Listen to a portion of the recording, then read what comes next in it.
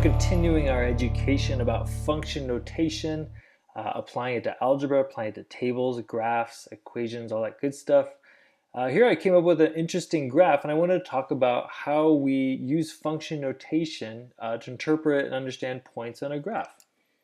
So here's I got a function, f of x, and made some nice little swooshes and swoops and points all in there in my graph, but it's a relationship. There's some x values on the x-axis and some y values on the y-axis. But let's think about some points here. So in my function that I have here, if I think about inputs and outputs, what is my function if I input a value of -3 for x, what's my output value going to be? All right, well, let's think about this.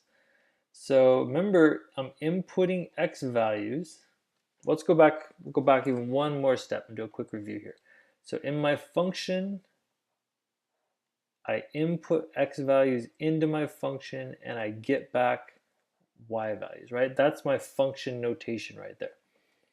Okay, so here, when I see f of -3, I'm inputting an x value of -3. And I'm wondering, well, what y value am I going to get back? So let's go along. Let's find our -3 for x. It's right there. And on my graph, it looks like it coordinates with that point on my graph right there, that function point. So that particular point has a y value now of 1. So if I input -3 into my function, according to my graph, I should get an output value of +1. All right, we just read a point off our function, use function notation. Let's do another one. Let's flip it to the positive side. What's f of +3? Okay, I'm going to find +3 for x. Go along, hits my function right there. And that point has a particular y value of -2. So if I input +3, I should get a y value back, an output of -2. All right, here's going to be an interesting one. What is my function value if I input -1 in for x? So we can find -1 easy enough. It's right there. But now it looks like it has a couple places, right? Do I go up or do I go down? Is this even a function anymore? Well, remember, open circle means our points go all the way up to it, but it doesn't actually include that. So at -1, that open circle is telling me there is no y value, at least for this section at -1. If I want a y value -1, I have to drop down and go to this part down here. So at -1, I actually also have a y value at -2. So when I input -1, I also get back -2. Now some of you may be wondering, hey, hold on.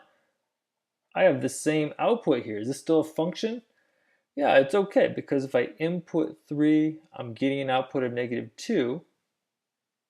And if I input 3, that's the only output I get. Remember the vertical line test? And if I input -1, I get an output back of -2 here. So it's okay to get the same y value for two different inputs. That still satisfies my definition of a function. All right, let's do some in reverse here. In my function that I have here, which x value is going to give me an output value of +2? So now remember, here I know the y value and I'm trying to find the x value. So I'm going to go along to my graph. I'm going to find a y value of 2. It's right there. And look at this. This is interesting. I have one point here to the left. So it looks like f of 2 gives me an output of +2.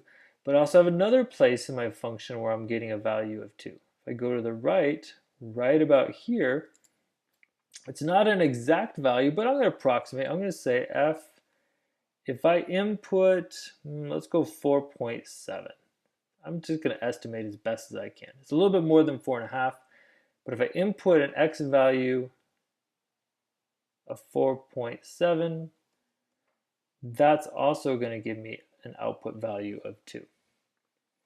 So again, we're seeing it's okay to have different inputs give the same output as long as when I input 2, I only get back 2. And when I input 4.7, I only get back 2 as well. All right, well, there's reading points off a graph using function notation to write those points and to evaluate the values of different inputs and outputs according to what our graph is telling us. Hopefully that is helpful for you as you're working with your own graphs and function notation.